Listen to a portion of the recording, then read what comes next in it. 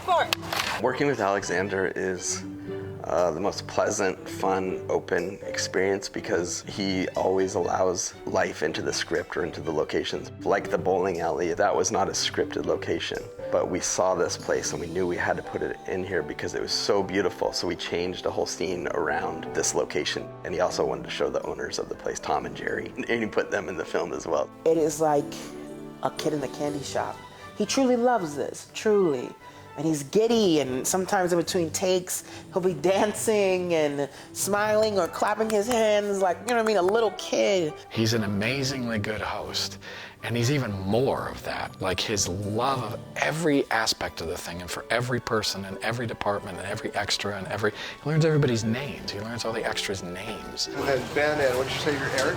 Yeah, slightly behind him, okay? It's even more of that than there was before. It was lovely working with Paula in this one precisely because we had that history 18 years ago making Sideways. And some crew people commented to me about the few times I actually need to direct him, to tell him something, I could do so with a look or a grunt. Sometimes there's explicit communication, but oftentimes it's almost monosyllabic because they know each other so well.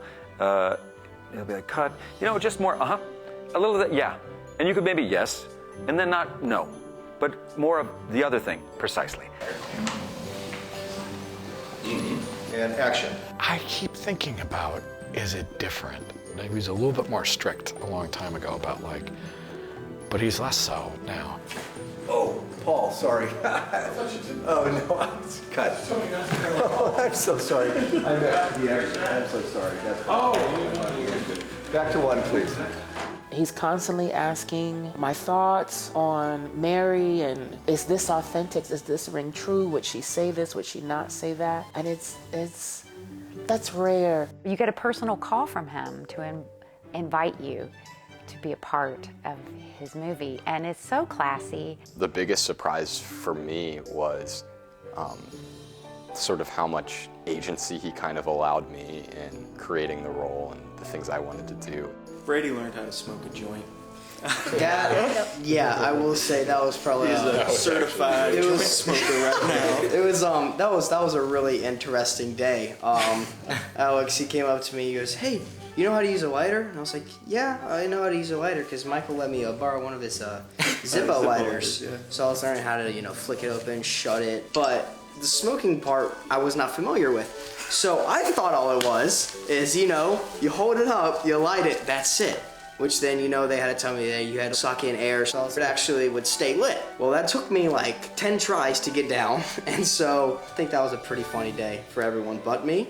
A lot of the times, which makes things hilarious, is Alexander will just start laughing out of nowhere.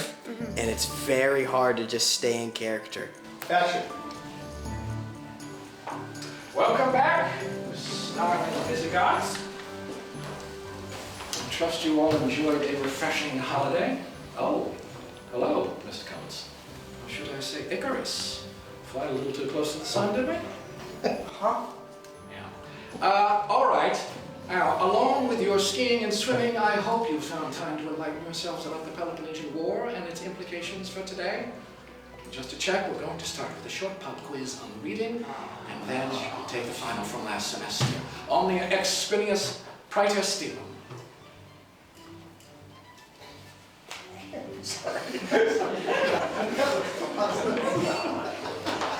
I kind of feel like I went to film school on Alexander's back, and that he would make these references. He'd want something kind of tonally or visually, or he'd kind of want a narrative moment that, as opposed to try to unpack it verbally, he'd just be like, John Garfield, all right, Michael Curtiz, point of no return, 1950, midpoint forward, click. Like, what? Hello? We set up a FaceTime interview, and within 5 minutes we were laughing so much together.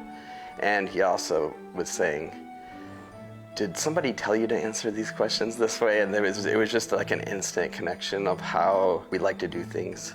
We both prefer to find locations with existing character. Turns out change often comes slowly to New England, so we were able to find a lot of locations. Alexander has made a 70s movie. How it's presented, how it's shot. To create 1970, we start with a location that has period architecture, typically 1960 or earlier. And then from there, we start talking colors, tones, and then the details all come through set dressing for us, especially when we're building a character like Paul. There is a layer of neglect because Paul's stuck. Philistines. The set decorator, Marcus, is so good with those details, and he's one of those guys, he just never stopped. I know he's working on the weekends, and he's lying to me about it. He's the guy who finds like those desks and the books that are on the bookshelves. He's so passionate and so good and so thoughtful. Like yesterday in Paul's classroom, I looked in Paul's desk, something that we would never see, but each drawer was dressed with appropriate things that would be in the drawer, just in case Paul were to look in there or something so he wouldn't be taken out of the scene. Eigil Brill is our cinematographer. He is Danish, and he seems to do everything. He operates, he lights. I think it's good. Okay, good. Eigil's work, it's super cool. I look at the dailies, I'm like, wow, it does look like a 1970 film in the way that he's choosing to shoot it with lenses and how undersaturated the colors are. David Fincher had described him to me as the hardest working cinematographer he had ever worked with. And coming from David Fincher, I knew that was something. The only trouble with him is that he's irritatingly good looking. Wendy Chuck, our costume designer, has been with Alexander from the very beginning. We put her through a lot of financial hurdles. If you were to look closely, you'd see these handbags repeated probably 20 times. Shoes also repeat. Hats and scarves have been repeated many times because we simply did not have the time or the money. You actually are painting a scene with the colors of clothes. We were in Worcester, Mass, shooting a skating rink, and it was very cold, but it was fun to shoot ice skating. The extras were so carefully selected and clothed, and even had period skates. I've played a lot of hockey in the past, but they gave me these really flimsy, too big figure skates. They really helped me in the scene because there's no reason why Angus should be a great skater. So it was easy to manipulate them in a way that made me fall on my face pretty believably, yeah. We have this graphic designer that is named Nate. He has worked with Alexander for over 20 years now in all his films. Nate knows exactly what the scene might need and what Alexander's gonna like and not like. Alexander and Nate use a character named Tolf Hansen in all their films. And so it's this story of this man from Nebraska, where they both are from, who died a horrible death in New York City, but they kind of have kept him alive through using his name in different areas in films. So yeah, it's so cool. And we had to try 3 different times to get it in this film. It was fun to shoot in the snow and take advantage of it and say, this is exactly what we want.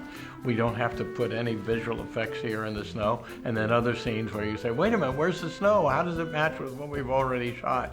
We had a couple of snow days where we had to shut down and literally were stuck in a hotel eating whatever food was coming out of the vending machines. We spend so much time in pre-production together. And then once we start shooting, there's a separation that happens because I have to be ahead. And so we miss each other.